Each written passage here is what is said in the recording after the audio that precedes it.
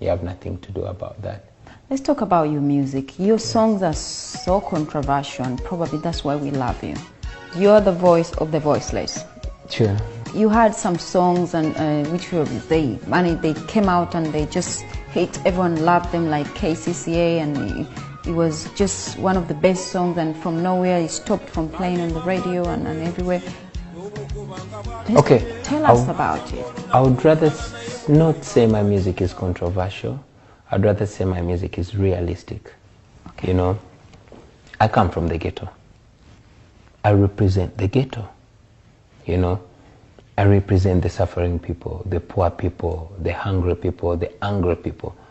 You understand? And I'm their messenger, because if they're not listened to, then I'll amplify their voice to the authorities.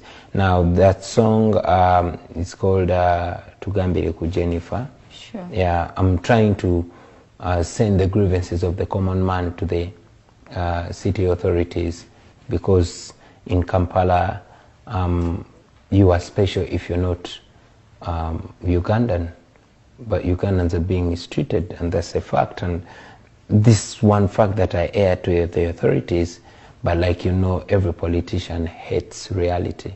So my music was banned from a radio station, but unfortunately that was a miscalculation by the government, because my music only gets bigger. The more they try to stop me, is more I get wilder. The more they try to shut me up, is the more I get louder.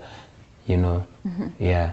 The more they try to make my music weak, is the more it gets stronger. So, however, this is just music for the people. As I say, it's a little bit controversial, because it was, I think, the issue of health and safety.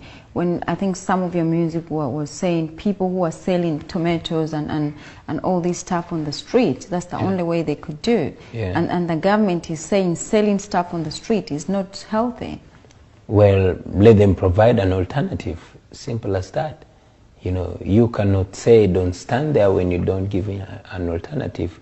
Our people are poor people. They survive on that petty businesses that they do, you know. If my mother herself used to work in the market, you know, earning less than $2 a day. That's how she managed to bring up 9 of us. You see what I mean? So there are many Bobbies out there that are still young. There are many ghetto mothers that are out there trying to support their families. You know, if I didn't go to school, back then my mother was not chased off the street. That's how I managed to go through school. And I did not get arrested as a child vending water and apples on the street. You know, that's how I managed to go through school. But now that they chase them and get them arrested for doing business that they call illegal, then what do you expect? If a ghetto child, if 20 ghetto children are chased off the street and their merchandise is confiscated by authorities, you're grooming criminals. The next thing, they're going to be pickpocketing and you know, and grabbing bags from people. You see what I mean? Sure. Leadership is setting a program for your people. Leadership is working with your people and finding out what is best for them. How best are you going to help them? That is why we get leaders.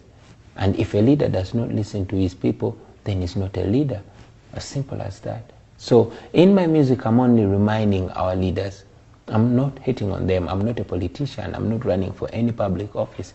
But I'm just reminding them that these people are the owners of the country. Just treat them with respect. You know, they're not looking for anything. They're just looking for survival. You see. And if you stop them from surviving, they're going to survive. If you stop them from getting food, they're going to eat you. You see what I mean? As simple as that. Yeah. Did you appoint the song specific to someone?